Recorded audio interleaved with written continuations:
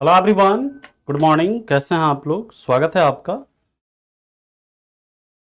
KGS के official app पर।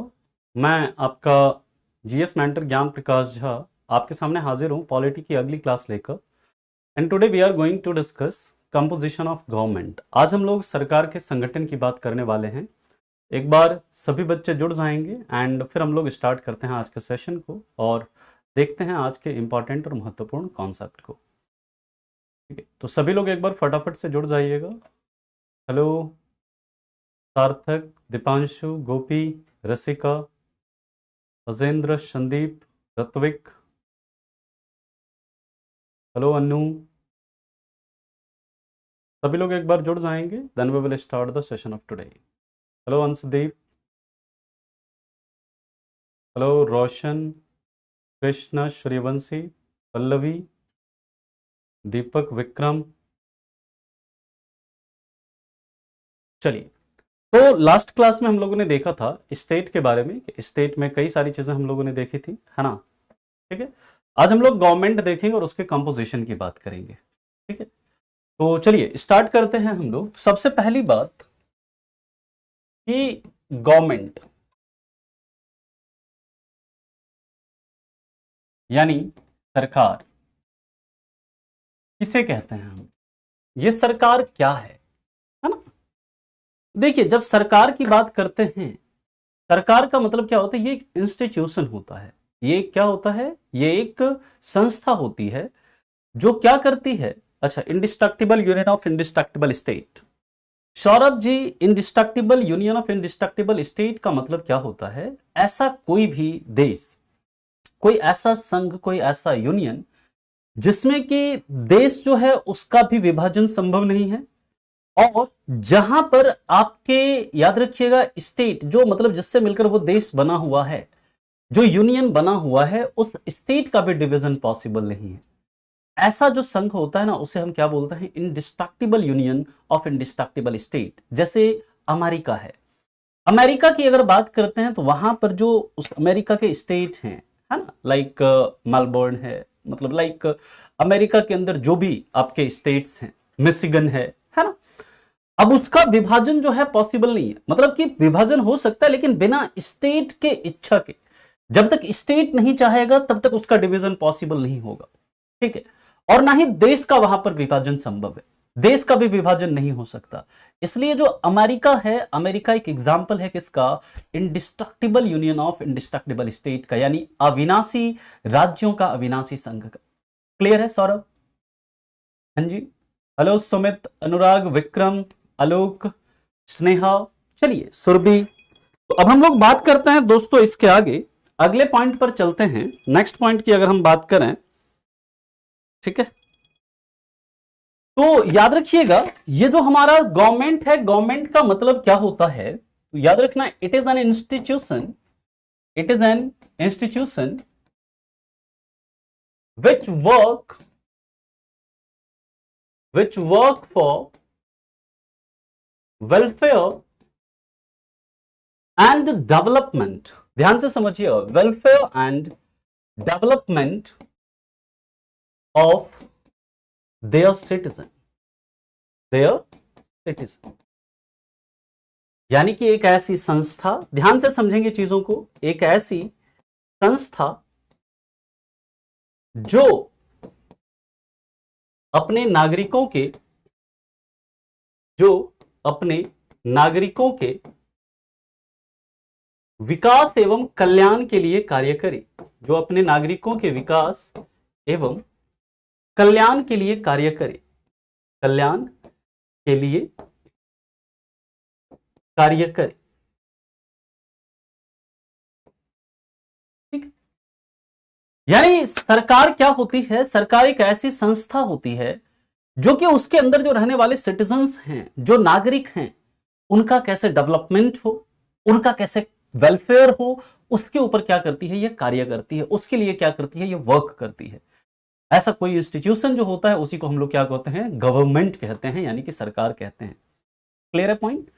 जैसे अगर हम बात करें, जो हमारा संविधान है, हमारे संविधान के अंदर पार्ट 4 है, भाग 4 है, जिसमें यह बताया गया है कि डीपीएसपी की बात करी गई है, यानी कि directive principles of state policy की बात करी गई है, यानी कि उसमें ऐसे प्रावधानों की बात करी गई है जो कि जब कोई सरकार, जब कोई कानून बनाए, जब कोई पॉलिसी बनाए, जब कोई नियम बनाए, तो किन किन बातों का उसे ध्यान रखना है, उसकी बात करी गई है किसमें, राज्य के नीति निर्देशक तत्वों में।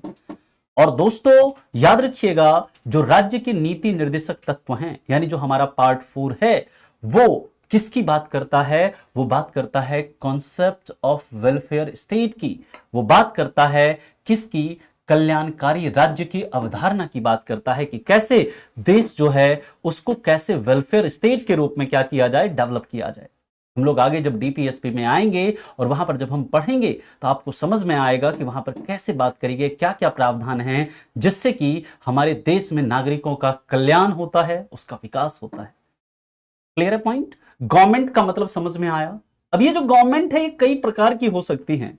गवर्नमेंट जो हो सकता है, कहीं पर मोनार्की होता है, यानी कि राजतंत्र होता है, जहां पर राजा यानी जो मतलब किंग होता है या क्वीन होती है, उसी के पास सारी की सारी शक्तियां निहित होती है, सारे के सारे पावर्स उसी के पास निहित होते हैं। कानून को बनाना, कानून को लागू करना, किसी को न्याय प्रदान करना, ये सब मोनार्की में किसके पास होता है, या तो किंग या फिर क्वीन के पास होता है। लाइक नॉर्थ कोरिया, अगर हम नॉर्थ कोरिया की बात करते हैं तो वहां पर क्या है, मोनार्की। ऐसी मोनार्की है, हम लोग उसकी बात करेंगे।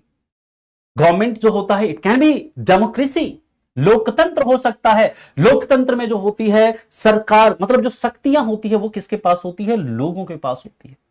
लोग क्या करते हैं, पीपल जो होते हैं वो क्या करते हैं, अपने सरकार को क्या करते हैं, चुनते हैं। हम लोग आगे चलेंगे तो हम लोग उसके ऊपर बात करेंगे जब हम बात करेंगे टाइप ऑफ गवर्नमेंट की। लेकिन उसके पहले हमें समझना है कि ये गवर्नमेंट जो होता है ये किन से मिलकर बना होता है।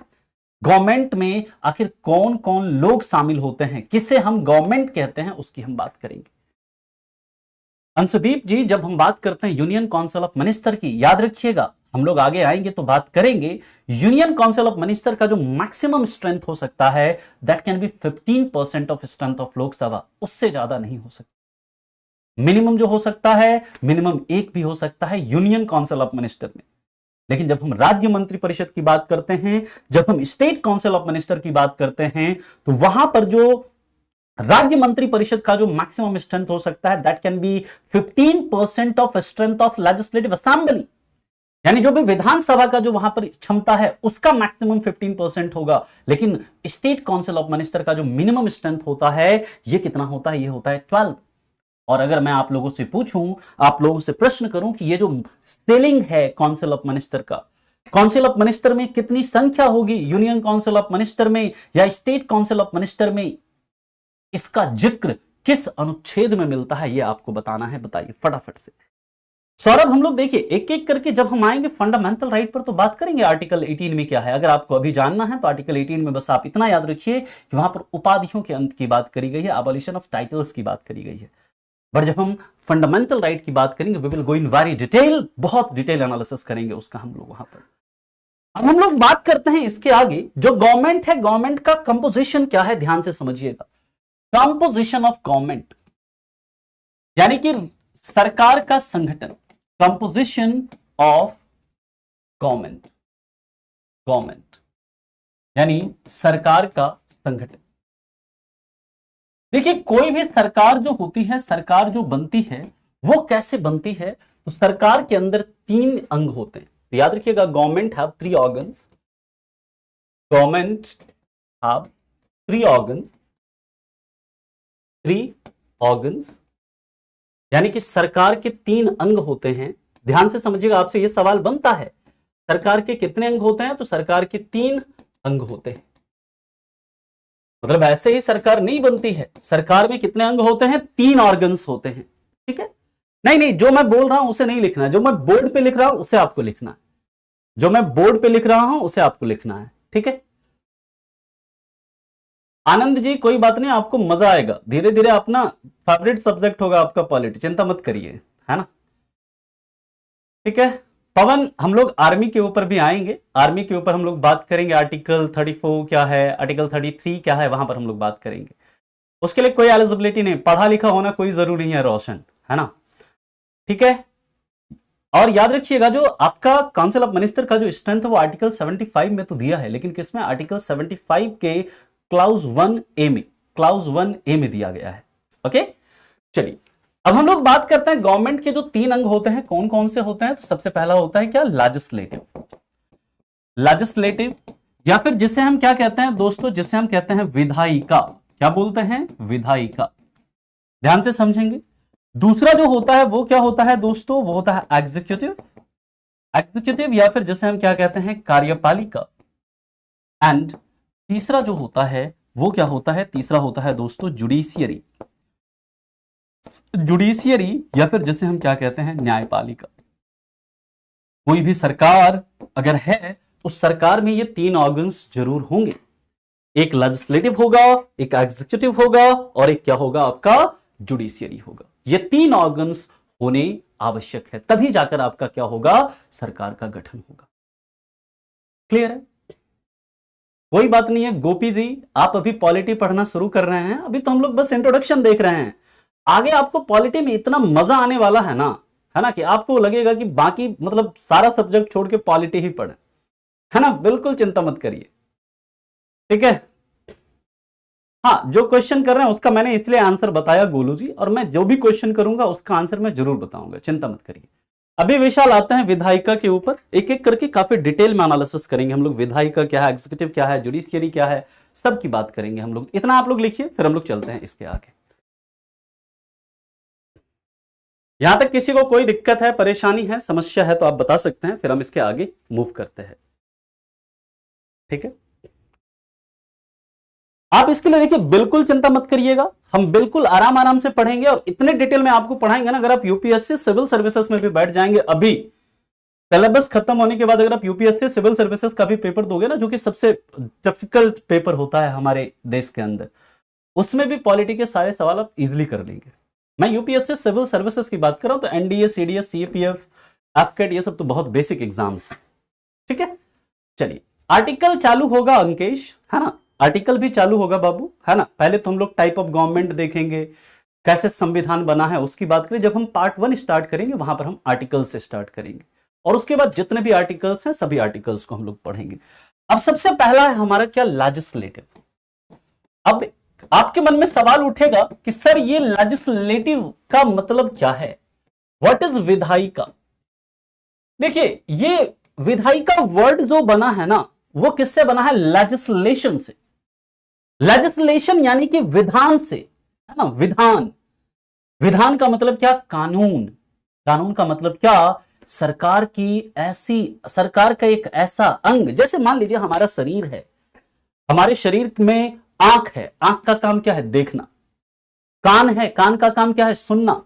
मुंह है, मुंह का काम क्या है, बोलना, है ना। तो इसी तरह दोस्तों विधायिका जो सरकार का अंग है, इसका क्या काम होता है, making of law. Making of law यानी कि कानून का निर्माण करना। कोई भी कानून का निर्माण करना, ठीक है। किसी भी कानून को बनाना, जैसे मान लीजिए कि शिक्षा का अधिकार अधिनियम है, जैसे मान लीजिए कि प्रिवेंशन ऑफ टेररिज्म एक्ट है, POTA. Prevention of child from sexual offence, POCSO act है ना। मैटरनिटी बेनिफिट एक्ट है। ये जितने भी कानून होते हैं, उस कानून का निर्माण किसके द्वारा होता है, विधायिका के द्वारा होता है, ठीक है। किसके द्वारा होता है, विधायिका के द्वारा होता है। तो लेट मत हुआ करिए मोनू जी, क्लास बिल्कुल टाइम से स्टार्ट होती है। तो आई हैव मतलब request to all of you to please be on time. अगर आप टाइम से नहीं रहेंगे तो आपको फिर दिक्कत होगी, ठीक है।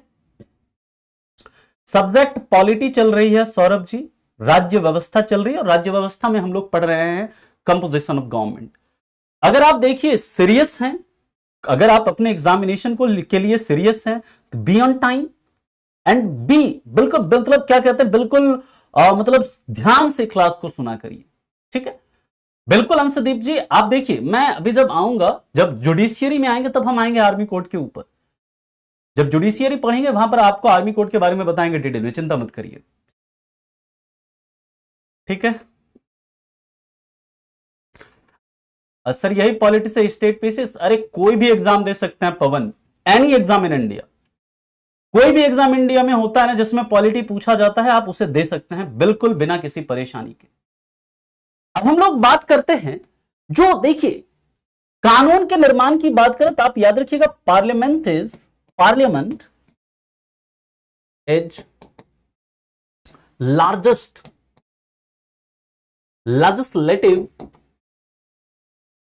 Organ of India.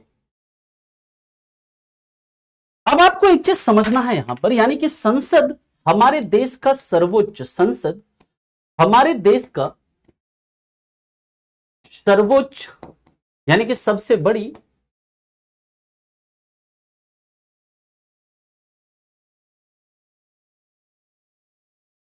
कानून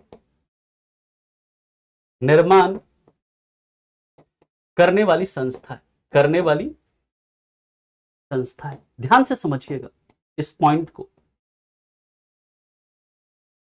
देखिए जब हम बात करते हैं जो हमारा देश है, हमारे देश में कैसा सिस्टम है, तो हमारे देश में डुअल गवर्नमेंट का सिस्टम, दोहरी सरकार की प्रणाली है।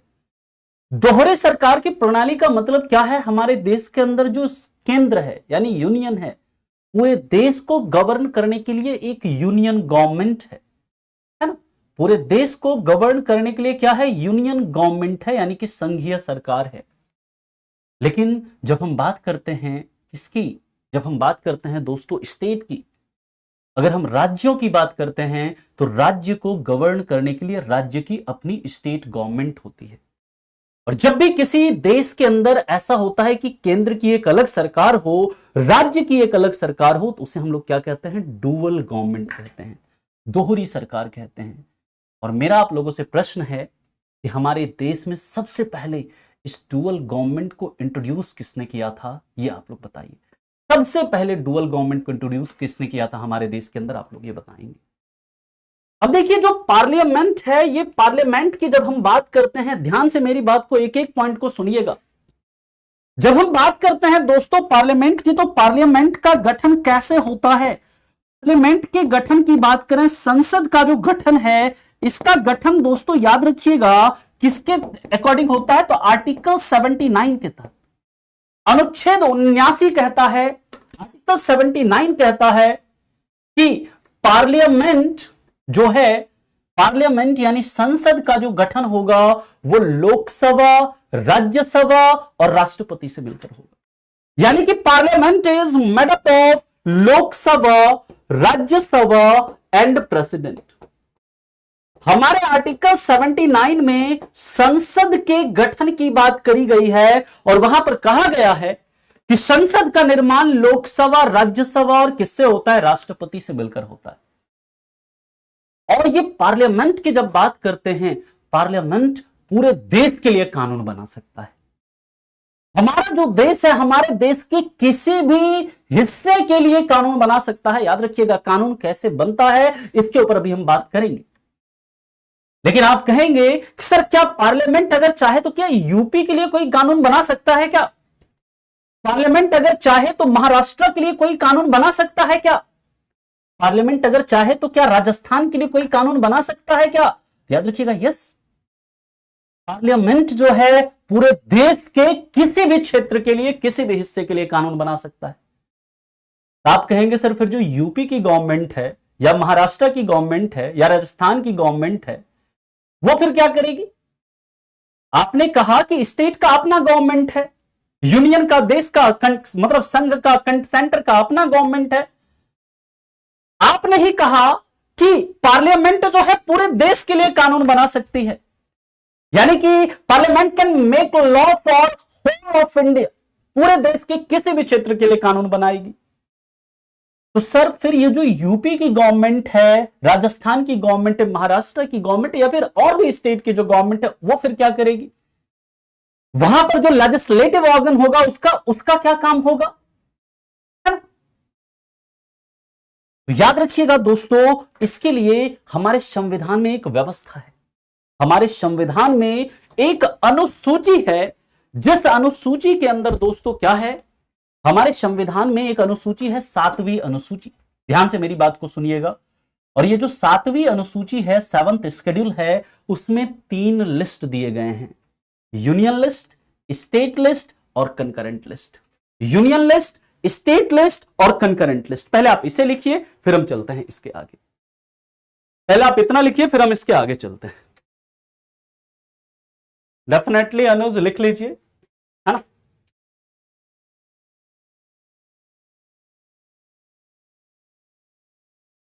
नहीं नहीं, देखो मतलब लोकसभा कानून कैसे बनता है ना, अभी आप बात करेंगे हम।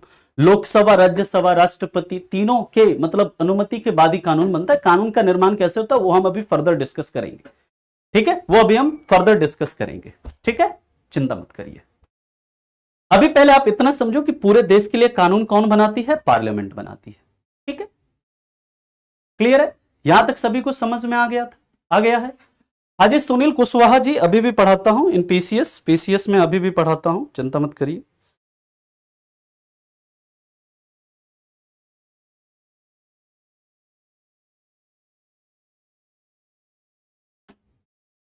अच्छा, आपको समझ में नहीं आया हिना प्रवीण जी, कोई बात नहीं है। देखिए, सरकार जो है ना, सरकार के 3 अंग होते हैं, एक विधायिका होती है, एक कार्यपालिका होती है, एक न्यायपालिका होती है। कार्यपालिका में पूरे देश के लिए जो कानून बनाने के लिए जो केंद्र सरकार होती है, उसकी विधायिका को हम लोग क्या बोलते हैं? पार्लियामेंट कहते हैं। और यह पार्लियामेंट जो है हमारे देश में कानून बनाने की सबसे बड़ी संस्था है, सबसे बड़ा ऑर्गन है, जो कि पूरे देश के लिए क्या कर सकता है? कानून बना सकता है, ठीक है। इतनी सी बात आ गई समझ में? हिना प्रवीण जी, कोई दिक्कत है तो बताइए। पार्लियामेंट समझ नहीं आया है? अभी हरे कृष्णा जी पार्लियामेंट की बात करेंगे। देखिए, हमारे संविधान में एक अनुच्छेद है, अनुच्छेद 79। अनुच्छेद 79 क्या कहता है कि पार्लियामेंट यानी जो संसद है, जो कि केंद्र सरकार की, सेंट्रल गवर्नमेंट का कौन सा ऑर्गन है? लेजिस्लेटिव ऑर्गन है, जो कि सेंट्रल गवर्नमेंट, जो केंद्र में मोदी जी की सरकार जो है ना, वो जो सरकार है उसका जो कानून, मतलब सेंट्रल गवर्नमेंट जो कानून बनाएगी, वो कानून कहां पर बनेगा? वो कानून बनेगा पार्लियामेंट में बनेगा। और ये संसद, इसका गठन कैसे होगा? तो आर्टिकल 79 साफ साफ कहता है कि संसद का गठन लोकसभा से, राज्यसभा से और राष्ट्रपति से मिलकर होगा, ठीक है। अब देखिए, अभी आ रहे हैं आशुतोष जी, लोकसभा और राज्यसभा की बात अभी हम करेंगे आगे, बिल्कुल थोड़ा सा बस सब्र करिए। अब देखिए, हमारे संविधान के अंदर क्या है? एक 7th शेड्यूल है, 7वीं अनुसूची है। ये जो 7वीं अनुसूची है ना, इस 7वीं अनुसूची में क्या है? 3 लिस्ट दिया गया है।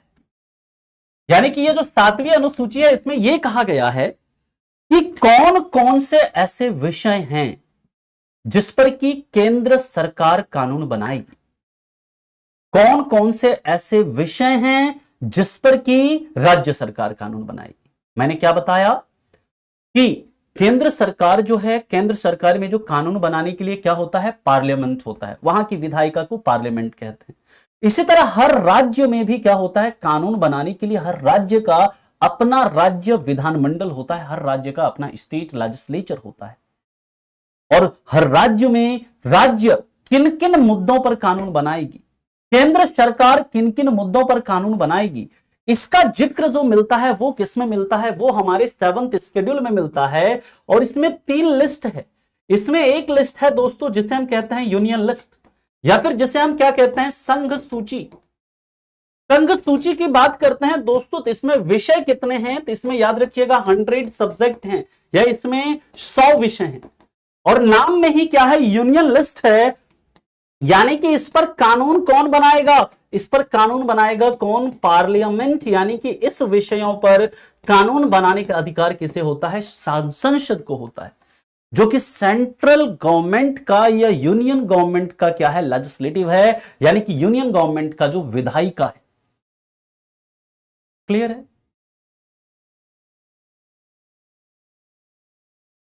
क्लियर? पाकिस्तान का भी नहीं, पाकिस्तान का कानून कैसे बना सकते हैं हम लोग? ठीक है, मैं बता रहा हूं वही कि जो 7वीं अनुसूची है ना, 7वीं अनुसूची में यह बताया गया है कि केंद्र सरकार किन किन विषय पर कानून बनाएगी और राज्य सरकार किन किन विषयों पर कानून बनाएगी। और उसके लिए यहां पर ना 3 लिस्ट दे दिया गया। एक लिस्ट दे दिया गया यूनियन लिस्ट, उसमें 100 सब्जेक्ट दे दिए गए, 100 मैटर्स दे दिए गए हैं। और कह दिया गया है कि भैया ये जो 100 सब्जेक्ट है ना, इस पर कानून कौन बनाएगा, इस पर संसद कानून बनाएगी, यानी जो सेंट्रल गवर्नमेंट का जो लेजिस्लेटिव है वो कानून बनाएगी। दूसरा इसमें एक लिस्ट दिया गया है जिसे नाम दिया गया है क्या, स्टेट लिस्ट, स्टेट लिस्ट, या फिर जिसे हम क्या कहते हैं, राज्य सूची। और इस राज्य सूची के अंदर दोस्तों कितने सब्जेक्ट हैं, तो याद रखिएगा 61 सब्जेक्ट हैं, 61 विषय हैं, 61 विषय हैं। और इस पर क्या दिया गया है, इस पर जो कानून बनाएगी जो राज्य सरकार की जो विधायिका होती है, जिसे हम क्या कहते हैं, स्टेट लेजिस्लेचर। जैसे केंद्र सरकार की जो विधायिका है उसे हम क्या कहते हैं, उसे हम कहते हैं पार्लियामेंट। उसी तरह राज्य सरकार की जो विधायिका होती है उसे हम लोग क्या कहते हैं, स्टेट लेजिस्लेचर या फिर राज्य विधानमंडल। और ये राज्य विधानमंडल जो है ये किन विषयों पर कानून बनाएगी, स्टेट लिस्ट के सब्जेक्ट पर कानून बनाएगी। यानी कि मैंने जो बताया कि स्टेट गवर्नमेंट जो है वो इन विषयों पर जो कि राज्य सूची में वर्णित हैं, इन विषयों पर कानून बनाने का काम करेगी। क्लियर है यहां तक? ये बात, इतनी सी बात आपको समझ में आ गई, इसमें किसी को कोई दिक्कत है? अब हम लोग आएंगे, इसके अंदर एक तीसरा लिस्ट भी है। तीसरा लिस्ट क्या है उसके ऊपर हम लोग बात करते हैं। यहां तक किसी को कोई समस्या है, कोई परेशानी है, कोई दिक्कत है तो आप बता सकते हैं।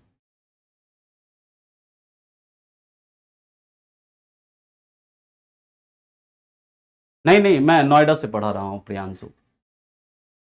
कानून को कैसे हटा सकते हैं और कौन हटा सकता है? देखिए, कोई भी कानून है ना विवेक निषाद जी, कानून को बनाने का काम जो होता है वो पार्लियामेंट करती है, और किसी कानून को हटाना हो तो उसे भी पार्लियामेंट उसे हटा सकती है, समाप्त कर सकती है। और कई सारे कानून ऐसे होते हैं जो कि एग्जीक्यूटिव ऑर्डर से, यानी कि राष्ट्रपति के आदेश के बाद भी क्या हो जाते हैं, समाप्त हो जाते हैं। ठीक है, नहीं हिस्ट्री तो पढ़ा रहे हैं ना, अमरेंद्र सर पढ़ा रहे हैं आपको हिस्ट्री, है ना, अमरेंद्र श्रीवास्तव सर हैं, वो आपको हिस्ट्री पढ़ा रहे हैं। हाँ, अभी लागू करने की बात करेंगे, एग्जीक्यूटिव में आने दीजिए अनुज जी, फिर हम बात करेंगे किस कानून को कौन लागू करेगा। अभी हम किसकी बात कर रहे हैं, currently we are talking about legislative ना, अभी भी सिर्फ हम कानून के निर्माण की बात करेंगे। जब एग्जीक्यूटिव पे आएंगे तब बताएंगे किस कानून को कौन लागू करेगा। Is it clear? सभी को समझ में आया?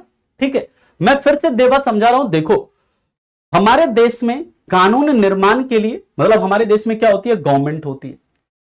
और गवर्नमेंट हमारे देश में डुअल गवर्नमेंट की प्रणाली है, दोहरे सरकार की प्रणाली है, यानी कि केंद्र का अपना सरकार होता है जिसे हम यूनियन गवर्नमेंट या सेंट्रल गवर्नमेंट कहते हैं, और राज्य का अपना सरकार होता है जिसे हम स्टेट गवर्नमेंट कहते हैं। अब जो सरकार का लेजिस्लेटिव ऑर्गन है, जो सेंट्रल गवर्नमेंट या यूनियन गवर्नमेंट है, उसका जो लेजिस्लेटिव ऑर्गन है उसे हम क्या कहते हैं, पार्लियामेंट। और राज्य का जो लेजिस्लेटिव ऑर्गन है राज्य सरकार का, उसे हम लोग क्या कहते हैं, राज्य विधानमंडल। सवाल यह उठता है कि जो केंद्र सरकार है वो किन किन मुद्दों पर कानून बनाएगी, तो हमारी 7वीं अनुसूची उसमें साफ साफ संविधान में लिख दिया गया है, भाई साहब पार्लियामेंट जो है, संसद है, वो यूनियन लिस्ट के अंदर ये 100 सब्जेक्ट है, इस पर कानून बना सकती है। राज्य सरकार जो है, यानी राज्य विधानमंडल जो है, वो स्टेट लिस्ट के अंदर जो ये 61 सब्जेक्ट है, इस पर कानून बना सकती है। ठीक है, अब हम लोग बात करते हैं, यहां तक अब किसी को कोई दिक्कत नहीं है ना?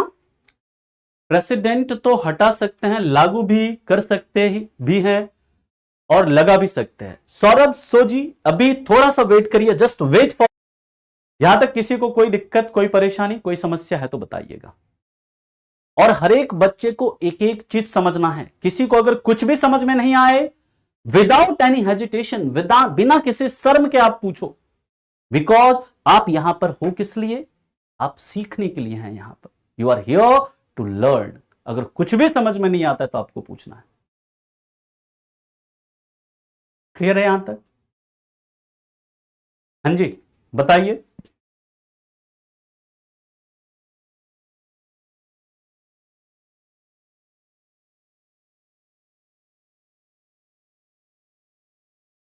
आगे चलें।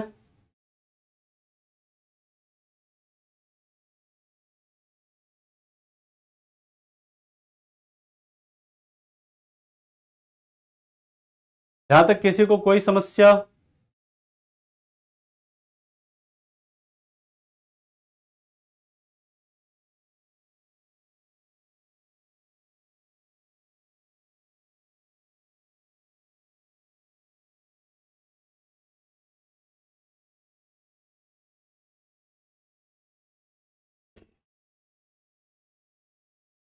चलिए अब हम लोग बात करते हैं इसके आगे।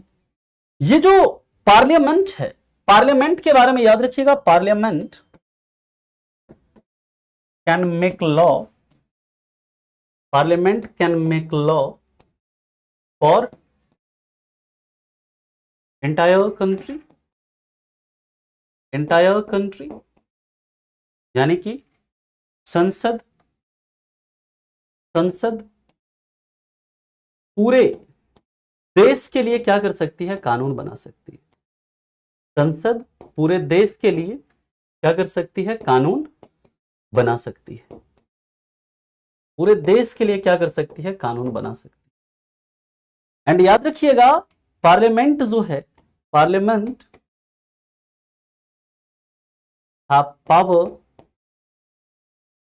To extra territorial legislation. Parliament have power to extra territorial legislation. अब इसका क्या अर्थ है, इसके ऊपर हम लोग बात करते हैं। यानी कि पार्लियामेंट को, संसद को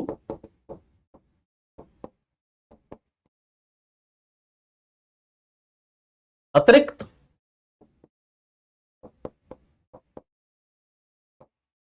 क्षेत्र विधान का अधिकार है, अतिरिक्त क्षेत्र विधान का अधिकार है। अब इसका मतलब क्या है, इसे आप ध्यान से समझिए। पार्लियामेंट को अतिरिक्त क्षेत्र विधान का अधिकार है, यानी parliament have power to extra territorial legislation. मान लीजिए कि मैंने क्या बताया कि पार्लियामेंट जो है पूरे देश के लिए कानून बना सकती है, लेकिन मान लो आप क्या करते हैं, यूपीएससी का पेपर देते हैं, यूपीएससी का एग्जाम क्लियर कर लेते हैं, और मान लीजिए कि आप क्या कर लेते हैं, आप आईएफएस ज्वाइन कर लेते हैं और आप बाहर चले जाते हैं इंडिया से किसी देश में as a ambassador, as a high commissioner, आप किसी देश में चले जाते हैं, कनाडा में, ऑस्ट्रेलिया में, न्यूजीलैंड में, अमेरिका में, ब्रिटेन में, कहीं पर भी। तो यह भी भारत के अंदर, भारत से बाहर रहने वाले जितने भी इंडियन सिटीजन्स हैं, जो कि भारत के बाहर कहीं पर भी रह रहे हैं, किसी भी ग्लोब में कहीं पर भी वो क्या कर रहे हैं, रेजाइड कर रहे हैं। और आपको पता होगा अगर कोई व्यक्ति भारत से बाहर रहता है और वो अगर भारतीय नागरिक है, भारतीय पासपोर्ट को अगर वो होल्ड कर रहा है, तो उसे हम क्या कहते हैं, एनआरआई, क्या कहते हैं, नॉन रेसिडेंट इंडियन, या फिर उसे हम क्या कहते हैं, प्रवासी भारतीय कहते हैं, नॉन रेसिडेंट इंडियन कहते हैं। और याद रखिएगा ये जो भारत के संसद के द्वारा जो बनाया गया कानून है, जो कि भारत के पार्लियामेंट ने बनाया है, वो कानून भारत के बाहर रह रहे, भारत के बाहर रेजाइड कर रहे उन एनआरआईज पर भी लागू होता है, उन प्रवासी भारतीयों पर भी लागू होता है। इसलिए कहते हैं कि जो पार्लियामेंट का कानून है, जो संसद है, संसद को एक्स्ट्रा टेरिटोरियल लेजिस्लेशन का अधिकार है, यानी कि संसद जो है उसे मतलब अतिरिक्त क्षेत्र विधान का अधिकार है, क्योंकि पार्लियामेंट के कानून, संसद के कानून भारत के बाहर रह रहे भारतीय नागरिकों पर भी क्या होता है, इंप्लीमेंट होता है, भारतीय नागरिकों पर भी क्या होता है, लागू होता है। क्लियर है यहां तक, किसी को कोई दिक्कत? आई थिंक यार आप लोगों का कमेंट ही मेरे पास आ नहीं रहा है, मैं एक बार देखता हूं क्या प्रॉब्लम है, लोगों का कमेंट नहीं दिख रहा है।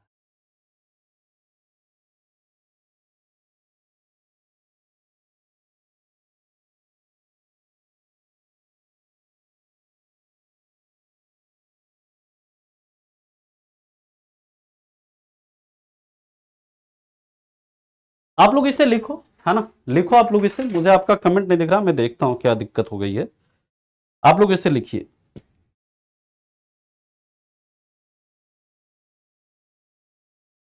चलिए, now I am getting your comment, है ना। सब जगह के संसद अलग अलग होते हैं क्या सर जी? हाँ, अब आपका कमेंट आना शुरू हुआ, ठीक है। अच्छा, 3 नंबर रिपीट कर दिया, मैं वही बोला ना मैंने कि आपका कमेंट ही नहीं दिख रहा था मुझे, अब जाकर कमेंट आपका दिखना शुरू हुआ। लैपटॉप में शायद अभी नहीं चल रहा है वेदांश जी, धीरे धीरे लैपटॉप में चलना, हम लोग समझे कि आप इग्नोर कर रहे हैं। अरे नहीं भाई, कमेंट ही नहीं दिख रहा था आप लोगों का, कमेंट आई थिंक रुक गया था, है ना, अब आना शुरू हुआ है ना, ठीक है, नहीं तो कमेंट ही नहीं आ रहा था आप लोगों का, ठीक है, मैंने बताया ही आपको।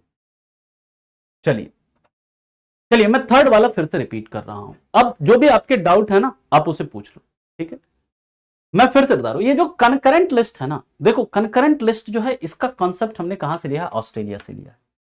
और कनकरेंट लिस्ट में ऐसे सब्जेक्ट डाले गए हैं, ऐसे सब्जेक्ट रखे गए हैं, ऐसे मैटर्स रखे गए हैं जिस पर कि पार्लियामेंट तो कानून बना ही सकती है, और पार्लियामेंट के साथ साथ स्टेट लेजिस्लेचर यानी कि सेंटर की गवर्नमेंट और राज्य की गवर्नमेंट दोनों ही क्या कर सकती है, इसके ऊपर कानून बना सकती है, ठीक है।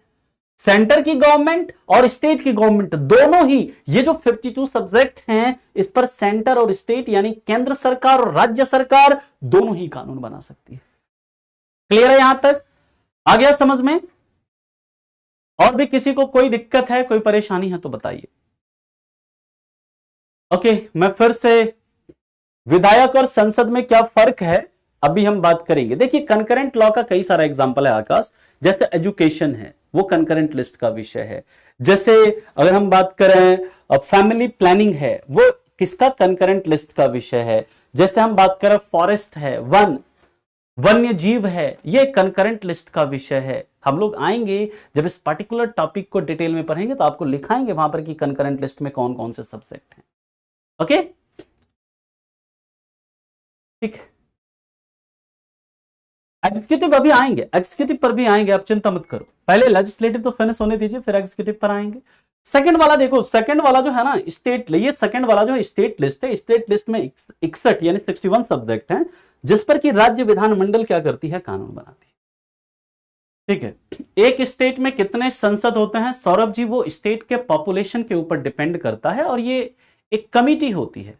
सब्जेक्ट का मतलब कोई मैटर, सब्जेक्ट का मतलब होता है कोई विषय, जैसे सिटीजनशिप है, इस पर कौन कानून बनाएगी, बैंक से रिलेटेड कानून कौन बनाएगी, इंश्योरेंस से रिलेटेड कोई कानून कौन बनाएगी, पॉपुलेशन से रिलेटेड कानून कौन बनाएगी, है ना। आप ग्रुप में भेज दीजिए सचिन, जो केजीएस डिफेंस वाला ग्रुप है टेलीग्राम पर, आप उस पर भेज दीजिए, वहां पर देख लिया जाएगा उसको। 74 75 आर्टिकल क्या है बिट्टू जी, उसमें यूनियन एग्जीक्यूटिव की बात करी गई है, यानी कि सेंट्रल काउंसिल ऑफ मिनिस्टर की बात करी गई है, ठीक है। देखिए कंकरेंट लिस्ट में कौन कौन से सब्जेक्ट हैं, स्टेट लिस्ट में कौन कौन से सब्जेक्ट हैं, यूनियन लिस्ट में कौन कौन से सब्जेक्ट हैं, इसकी बात हम लोग सेपरेटली करेंगे जब हम सेंटर स्टेट रिलेशन टॉपिक पढ़ेंगे, वहां पर आपको डिटेल में बताएंगे, ठीक है।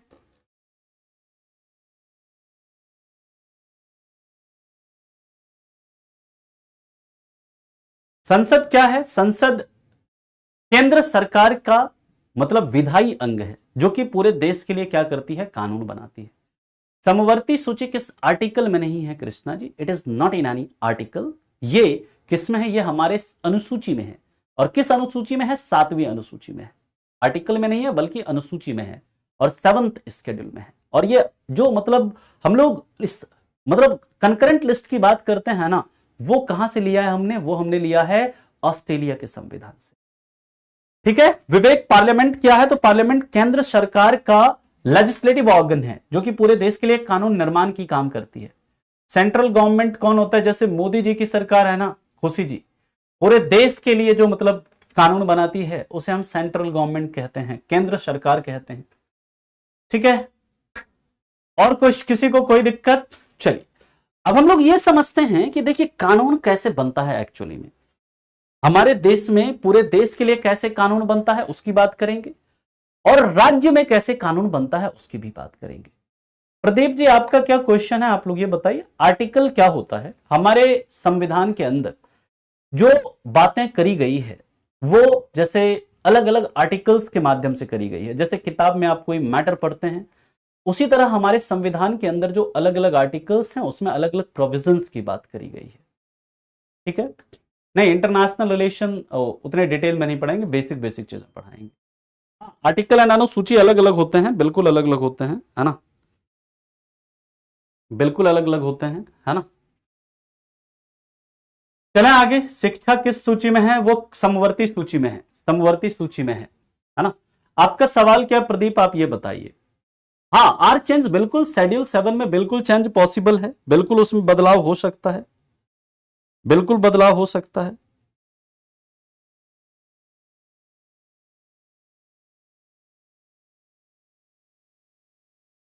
ठीक है, क्लियर है। अभी देखिए, अभी सब बात करेंगे अनुराग, है ना। एक ही दिन देखो, अभी एक एक करके चलेंगे ना जी। आप लोग चाहते हैं कि पूरा एक ही दिन में इंटायर पॉलिटी खत्म हो जाए, ये पॉसिबल है नहीं, है ना। जैसे जैसे धीरे धीरे आगे बढ़ेंगे तो आपको सारा कुछ समझ में आएगा। एक दिन में तो पूरी पॉलिटी नहीं हो सकती है ना। ठीक है, टोटल अराउंड अभी 460 के आसपास आर्टिकल हैं। मिस्टर कीरा, आपका क्या सवाल है? सवाल आपका दिख नहीं रहा है, सवाल बताइए क्या है, मैं फिर से पढ़ूंगा। अपशिष्ट सूची क्या है? अपशिष्ट विषय होता है, रेजिडुअरी सब्जेक्ट होता है सौरभ, ऐसा कोई विषय जो कि इन तीनों सूचियों में नहीं है, जो कि ना तो यूनियन लिस्ट में है, ना तो कंकरेंट लिस्ट में है, और ना ही स्टेट लिस्ट में है। कोई ऐसा मुद्दा आ गया तो उसे हम लोग क्या कहते हैं? रेजिडुअरी सब्जेक्ट कहते हैं, या उसे अवशिष्ट विषय कहते हैं। ठीक है, हाँ, पीवाईक्यू कराएंगे, बिल्कुल कराएंगे पीवाईक्यू। सर अगर इन 52 सब्जेक्ट में स्टेट और सेंटर रूल बनाए और दोनों अलग अलग मत दे तो किनका रूल माना जाएगा? सेंटर का रूल माना जाएगा मिस्टर कीरा। हम लोग अभी आगे बात करेंगे बाबू, थोड़ा सा ना बस पेशेंस रखिए। आप लोग पेशेंस बिल्कुल नहीं रख रहे हैं, है ना। वो सेंटर का कानून पावरफुल वहां पर माना जाएगा, क्यों? क्योंकि centre become more powerful. Centre जो होता है हमारे देश में ज्यादा पावरफुल है ना। ठीक है, तो हम लोग बात करेंगे उसके ऊपर। आर्टिकल 25, आर्टिकल 27 सब पढ़ेंगे हम लोग, है ना। लेकिन जब हम फंडामेंटल राइट पढ़ेंगे वहां पर पढ़ेंगे। ठीक है, संसद में ऑलवेज बहस होती है। संसद में बहस होती है किस पर? जो बिल होते हैं उसी के ऊपर डिस्कशंस होता है। जो कानून बनता है ना, तो उसके लिए बिल जो इंट्रोड्यूस होता है उसी के ऊपर बहस होती है। अब हम लोग बात करते हैं, चलिए आगे, कानून कैसे बनता है पूरे देश के लिए। तो देखिए, पार्लियामेंट में मैंने क्या बताया कि 3 ऑर्गन है। एक है लोकसभा, इसे लोकसभा कहते हैं हिंदी में, या इसे हाउस ऑफ पीपल भी कहा जाता है, समझिएगा। एक होता है राज्यसभा, या जिसे हम हिंदी में राज्यसभा ही कहते हैं, और या फिर इसे हाउस ऑफ स्टेट कहा जाता है, राज्यसभा। और तीसरा होते हैं प्रेसिडेंट। इन्हीं तीनों से मिलकर क्या बनता है? हमारा संसद का निर्माण होता है। यानी कि इसी तीनों से मिलकर क्या है? हमारा संसद का निर्माण होता है। ठीक है, क्लियर है पॉइंट। अब देखिए कि ये जो कोई भी कानून बनता है ना, तो उसके लिए क्या होता है? एक बिल लाया जाता है, कोई विधेयक लाया जाता है। विधेयक मतलब बिल, है ना। जैसे अभी कुछ दिन पहले आपने देखा होगा, एक बिल लाया गया हमारे संविधान के अंदर, हमारे मतलब संसद के अंदर, नारी शक्ति वंदन बिल, यानी नारी शक्ति वंदन विधेयक, है ना। जिसे हम 128वां, मतलब जो कि हमारा क्या था, मतलब 128वां वहां पर क्या संविधान संशोधन विधेयक लाया गया। पढ़ा होगा आपने, न्यूज में, न्यूज चैनल में दिखा रहे होंगे, पेपर में आपने पढ़ा होगा। जब भी कोई दोस्तों कानून बनना होता है तो उसके लिए हम इस लोकसभा या राज्यसभा, ये संसद के जो 2 सदन हैं, किसी भी सदन में हम क्या करते हैं? पहले एक बिल इंट्रोड्यूस करते हैं। क्या करते हैं? एक विधेयक लाते हैं, विधेयक लाते हैं, बिल इंट्रोड्यूस करते हैं। इस विधेयक को क्या किया जाता है? लोकसभा से पास करेंगे और फिर राज्यसभा से पास करेंगे। यानी ये संसद के 2 सदन हैं। संसद का ये क्या है? 2 हाउस है, याद रखिएगा। ये संसद का क्या है? 2 हाउस है, एक है लोकसभा, एक है राज्यसभा। जब भी कोई कानून बनना होता है उसके लिए हम एक बिल लाते हैं। यह बिल या तो लोकसभा में लाया जा सकता है या फिर राज्यसभा में, दोनों में से कहीं पर भी आप लाएंगे। और इसे फिर दोनों सदन से क्या करना पड़ता है? इस बिल को पारित करना पड़ता है। और ये जो बिल दोनों सदन से जब पारित होगा तो फिर ये जाता है राष्ट्रपति के पास, और जब राष्ट्रपति इस पर अपना सहमति दे देते हैं, इस पर जब अपना एसेंट दे देते हैं, तब जाकर क्या बनता है? वो बिल जो है आपका क्या बनता है? वो बिल आपका क्या बनता है? लॉ बन जाता है। यानी कि वो क्या बन जाता है? मतलब एक्ट बन जाता है। एक्ट यानी कि वो कानून बन जाता है। ठीक है, वो एक्ट जो है वो क्या बन जाता है, कानून बन जाता है। यानी कि जब भी कोई कानून बनेगा तो वो कानून किससे बनेगा, उसके लिए लोकसभा, राज्यसभा और राष्ट्रपति तीनों की जरूरत है हमें। कोई भी जब कानून बनता है तो उसके लिए पहले क्या करते हैं, हम एक विधेयक को क्या करते हैं, इंट्रोड्यूस करते हैं, और जब उसे लोकसभा पारित कर दे, राज्यसभा भी पारित कर दे, और जब वो राष्ट्रपति के पास जाए और जब राष्ट्रपति अपनी उस पर सहमति दे दे, तब जाकर क्या बनेगा, वो कानून बनेगा। ये प्रोसेस है कहां का, पार्लियामेंट का, सेंटर का। सेंटर में जब कोई कानून बनता है। जब हम दोस्तों प्रेसिडेंट की बात करते हैं, विदाउट असेंट ऑफ प्रेसिडेंट, ध्यान से मेरी बात को सुनिएगा, महिला बिल कब लागू होगा बिट्टू जी, अभी देखिए लागू जो होगा वो जब हमारा नेक्स्ट जो डिलिमिटेशन होगा, माने कि अगला जो परिसीमन होगा, पहले तो क्या कहते हैं, जो हमारा जनगणना अभी चल रहा है उसका जब रिजल्ट आएगा, उसके बाद प्रेसिडेंट एक परिसीमन आयोग का गठन करेंगे, फिर उस परिसीमन आयोग का मतलब क्या आएगा, डिसीजन आएगा कि कितनी सीटें बढ़नी चाहिए, कितनी सीटें घटनी चाहिए। उसके बाद फिर निर्णय लिया जाएगा कि उसे कब लागू करना है ना, अभी लागू नहीं होगा, है ना, क्लियर है पॉइंट। जैसे एग्रीकल्चर बिल आया था, है ना, मतलब रोशन जी, कृषि कानून आए थे, आपने सुना होगा, है ना। जैसे कोई भी ऑर्डिनरी बिल है, चाहे कोई संविधान संशोधन विधेयक है, कोई साधारण विधेयक है ना, क्लियर है पॉइंट। प्रेसिडेंट अगर साइन नहीं करे तो वो कानून नहीं बनेगा सुमित, है ना। Without assent of president no any bill become an act. राष्ट्रपति के सहमति की आवश्यकता, सहमति जरूरी होती है, राष्ट्रपति के सहमति के बाद ही कोई कानून बनेगा। Without assent of president no any bill become an act. इसीलिए कहते हैं कि प्रेसिडेंट जो है वो राष्ट्रपति जो होते हैं वो संसद के एक अंग होते हैं। राष्ट्रपति संसद के एक अंग हैं, क्यों, क्योंकि बिना राष्ट्रपति के परमिशन के कोई भी कानून नहीं बन सकता। क्लियर है पॉइंट। राष्ट्रपति मना भी कर सकते हैं, और अगर राष्ट्रपति मना कर दे किसी भी बिल को, उसी को कहते हैं वीटो पावर। क्या, राष्ट्रपति का वीटो शक्ति। क्लियर है। विधायक क्या होता है, विधायक, हरे कृष्णा जी, जो राज्य विधानमंडल होता है ना, जैसे राज्य विधानमंडल में जैसे देखो केंद्र में संसद है, केंद्र में संसद में लोकसभा है और राज्यसभा है। जो इस लोकसभा के अंदर कितना है, 500 वर्तमान में 543 सीट है, और इस राज्यसभा में वर्तमान में कितना, 245 सीट है। ये जो इसके जो लोकसभा के जो मेंबर होते हैं, लोकसभा के जो सदस्य होते हैं, और ये जो राज्यसभा के सदस्य होते हैं, इसके जो मेंबर होते हैं, इसे हम लोग कहते हैं एमपी, मेंबर ऑफ पार्लियामेंट, या फिर सांसद कहते हैं, जो कि आपके क्षेत्र में भी होंगे। लोकसभा के सांसद होंगे, कि हमारे सांसद साहब ये हैं। तो वो जो लोकसभा के जो सांसद होता है ना, एक्चुअली में ये लोकसभा के मेंबर होते हैं, जिसमें कि आप लोग डायरेक्टली क्या करते हैं, वोट करते हैं, जाकर डायरेक्टली क्या करते हैं, मतदान करते हैं लोग, और वो अपने लोकसभा के सदस्य को चुनते हैं, तो उसे हम संसद कहते हैं। ऐसी ही प्रणाली राज्यों में भी है। राज्य में क्या है, राज्य के अंदर जैसे यहां पर लोकसभा है, उसी तरह राज्य में विधानसभा होता है, और उस विधानसभा के जो सदस्य होते हैं उसे हम लोग विधायक कहते हैं। क्या बोलते हैं, विधायक कहते हैं। नहीं, अगर लोकसभा राज्यसभा दोनों में से अगर किसी से भी पास नहीं हुआ तो वो कानून फिर नहीं बनेगा। अगर दोनों में से किसी से भी कोई पास नहीं हुआ, अगर कोई ऑर्डिनरी बिल है, तो वो आपका कानून नहीं बनेगा।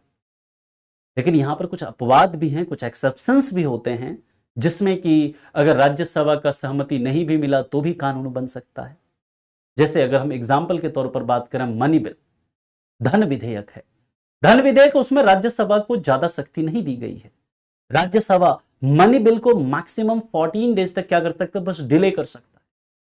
अगर वो उस बिल को पास ना भी करे तो भी उसे पारित मान लिया जाता है। वो लेकिन अपवाद है, एक्सेप्शन है।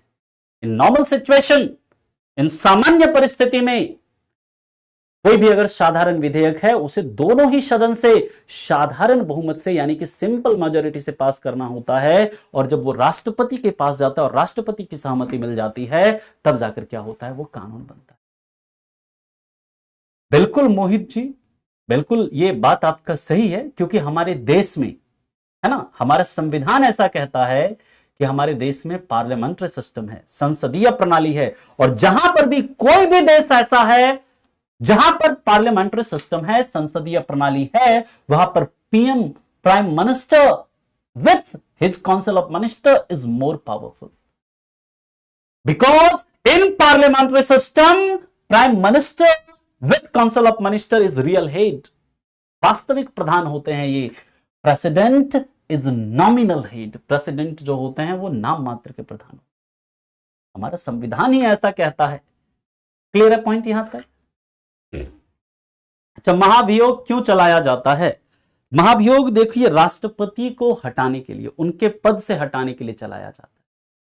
लोकसभा और राज्यसभा के बीच में क्या डिफरेंस है Kamlesh? When we go to parliament तब हम बात करेंगे लोकसभा और राज्यसभा के बीच में क्या अंतर होता है, लोकसभा क्या है, राज्यसभा क्या है, वहां पर पूरा डिफरेंस हम लोग पढ़ेंगे। लोकसभा के सदस्य जो हैं वो लोगों के द्वारा डायरेक्टली, प्रत्यक्ष रूप से चुने जाते हैं, लेकिन राज्यसभा के सदस्य डायरेक्टली पीपल के द्वारा नहीं चुने जाते। लोकसभा एक टेम्पररी हाउस होता है, यानी कि लोकसभा का विघटन हो सकता है, लोकसभा समाप्त हो सकती है, लेकिन राज्यसभा एक परमानेंट हाउस है, अस्थायी सदन है, राज्यसभा कभी समाप्त नहीं हो सकती। लोकसभा के सदस्य जो होते हैं उनका टर्म 5 साल का होता है, लेकिन राज्यसभा के जो सदस्य होते हैं उनका टर्म 6 ईयर का होता है। हम लोग सब डिस्कस करेंगे आगे चलेंगे। तो सर, पार्लियामेंट के सदस्य किस आधार पर लिए जाते हैं? उसके लिए चुनाव होता है, प्रज्ञा अवस्थी जी। लोकसभा के सदस्यों के लिए चुनाव होता है जो कि प्रत्यक्ष चुनाव होता है, और राज्यसभा के सदस्यों के लिए भी चुनाव होता है, लेकिन राज्यसभा के अंदर 12 सदस्य ऐसे होते हैं जो राष्ट्रपति के द्वारा मनोनीत भी होते हैं, कला, साहित्य, विज्ञान और समाज सेवा के क्षेत्र से। देवेश अवस्थी जी, अभी आप लोग एक चीज सुन लीजिए, है ना, आप लोगों के मन में जो भी सवाल होते हैं, लाइक अलग अलग मुद्दों से, कुछ बच्चा बोल रहा है सर इमरजेंसी के बारे में बता दीजिए, तो क्या आई स्किप दिस टॉपिक? अभी हम इमरजेंसी पढ़ लें, national emergency, president rule, financial emergency, ये सब पढ़ लेते हैं, इस टॉपिक को यहीं पर छोड़ देते हैं, है ना, है ना? ऐसा करते हैं कि टॉपिक को यहीं पर रहने देते, पहले इमरजेंसी प्रोविजन से पढ़ा देते हैं। हर चीज का समय आएगा। आप अगर ये चाहोगे कि हम एक दिन में इंटायर पॉलिटी कवर कर दें तो it is not possible. It will take 80 to 90 hours to complete entire polity. 80 से 90 घंटे लगेंगे इस पूरे पॉलिटी को फिनिश करने में। तो आप अगर ये चाहोगे कि एक दिन में अगर हम पूरी पॉलिटी पढ़ा दें तो ये पॉसिबल नहीं है ना? अगर इस टॉपिक से रिलेटेड कोई मतलब सवाल है तो आप लोग पूछिए, ठीक है? क्या सवाल है ठाकुर साहब जी आपका? सर ये सब पढ़ना नहीं आते, अच्छा कोई बात नहीं है। कुमार सौरभ जी, देखिए क्या है ना, करेंटली अभी ये हमारा इनिशियल क्लास चल रहा है, तो बच्चों के कुछ डाउट्स हैं, तो इनिशियल 2-4 क्लास में ऐसा चलेगा। जब हम फिर अपने पार्ट 1 वगैरह पे आ जाएंगे फिर आपकी मतलब स्मूथ चलने लगेगी चीज, है ना, बच्चों को कोई डाउट ही नहीं रहेगा। फिर अभी इनिशियल है तो बच्चों के थोड़े थोड़े डाउट्स हैं और ये होने जरूरी हैं, क्योंकि कुछ बच्चे पहली बार पॉलिटी पढ़ रहे हैं, तो कोई दिक्कत नहीं है सर जितना ये सब का। अच्छा कोई बात नहीं है, आगे हम कोशिश करेंगे जो अब देखिए आप लोग भी ना रेलिवेंट क्वेश्चन पूछा करिए, नहीं तो मुझे क्या होगा ना, मुझे फिर इन फ्यूचर क्या करना पड़ेगा, जो इरेलीवेंट क्वेश्चन है उसे मैं स्किप करूंगा, है ना, फिर मैं वो ध्यान ही नहीं दूंगा उन डाउट्स पर, ठीक है? कोई बात नहीं है मोहित, है ना, होता है, कई बच्चों को लगता है yes I can test this teacher, yes you can test. अब मैं तो ये कहता हूं हर 5 मिनट लास्ट में मैं हर 5 से 7 मिनट आपके डाउट्स के लिए रखूंगा, जो भी मन में सवाल है पूछा करिए आप, ठीक है? लास्ट के 5 से 10 मिनट जो रखूंगा ना, मैं आपके ऐसे डाउट्स के लिए रखूंगा जो कि टॉपिक से हट करो, ठीक है? हर क्लास में लास्ट के 5 से 7 मिनट मैं आपको दूंगा इस चीज के लिए। कंट्रीज के पास भी वीटो पावर होता है, कंट्रीज के पास नहीं, प्रेसिडेंट के पास होता है वीटो पावर, है ना, प्रेसिडेंट के पास होता है वीटो पावर, ठीक है? क्लियर है? फिर पीएम एग्री नहीं है तो देखिए, पीएम अगर एग्री नहीं है तो उससे कोई मतलब, पीएम अगर एग्री नहीं है तो उससे कोई मतलब नहीं है। लोकसभा और राज्यसभा से पास हुआ, राष्ट्रपति ने अपनी सहमति दे दी तो कानून बन जाएगा।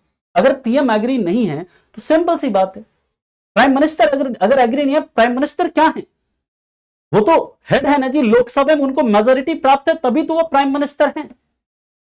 अगर किसी बिल को लेकर प्राइम मिनिस्टर एग्री नहीं होंगे तो वो लोकसभा से पास ही नहीं होगा, लोकसभा से पास ही नहीं होगा तो वो राष्ट्रपति के पास जाएगा, नहीं तो कानून बन ही नहीं सकता। क्लियर है? कोई दिक्कत यहां तक? लोकसभा में प्रेसिडेंट के और से कोई चुने जाता है। लोकसभा में देखो, अभी हम लोग आगे आएंगे। प्रेसिडेंट लोकसभा का मतलब क्या कहते हैं, लोकसभा के सदस्य या राज्यसभा के सदस्य नहीं होते प्रेसिडेंट, है ना। प्रेसिडेंट जो होते हैं हेड होते हैं, पूरे यूनियन एग्जीक्यूटिव के जो संघ की कार्यपालिका होती है उसके हेड होते हैं। ठीक है, हम लोग बात करेंगे आगे इसके ऊपर।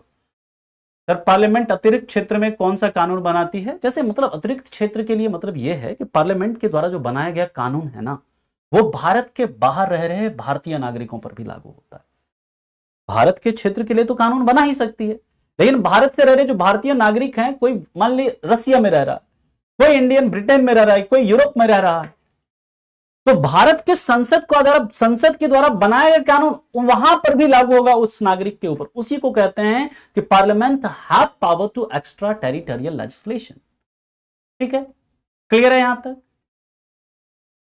हाँ देखिए, कोई भी बिल अगर कैंसिल हो जाता है तो उसे दोबारा भी इंट्रोड्यूस कर सकते हैं, बिल्कुल कर सकते हैं, है ना, बिल्कुल कर सकते हैं उसे इंट्रोड्यूस दोबारा भी, कोई दिक्कत नहीं है। अभी डिफरेंस पढ़ेंगे जब वीटो पावर पढ़ेंगे सोनू जी की प्रेसिडेंट, यूएसए के प्रेसिडेंट और इंडिया के प्रेसिडेंट के बीच में का जो वीटो पावर है उसमें क्या डिफरेंस है, हम लोग बात करेंगे जब वीटो पावर ऑफ प्रेसिडेंट पढ़ेंगे वहां पर। ठीक है, हाँ अब ये बात करेंगे हम लोग विशाल, जब allocation of seats in Rajya Sabha and Lok Sabha पढ़ेंगे वहां पर इसके ऊपर डिस्कस करेंगे कि लोकसभा और राज्यसभा में सीटों का आवंटन कैसे होता है, पूरा डिटेल में बात करेंगे हम लोग। तो चलिए आज के लिए अभी हम इतना ही रखेंगे क्योंकि समय हमारा कवर हो चुका है। कल हम लोग इसके आगे बात करेंगे। कल हमारा जो टॉपिक होगा दैट इज डेमोक्रेसी क्या होता है, डायरेक्ट डेमोक्रेसी, इनडायरेक्ट डेमोक्रेसी क्या होता है, मोनार्की, ये सब क्या होता है, उसके ऊपर हम लोग चर्चा करेंगे। इसके आगे हम लोग कल कंटिन्यू करते हैं। और आप लोगों से भी रिक्वेस्ट है कि रेलिवेंट डाउट पूछा करिए, नहीं तो क्या होता है ना, आपके डाउट्स में देखिए मैक्सिमम समय निकल जाता है क्लास का।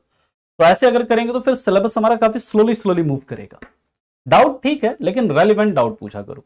ठीक है, चलिए थैंक यू सो मच, मिलते हैं आपसे फिर कल की क्लास में। तब तक के लिए bye bye, take care and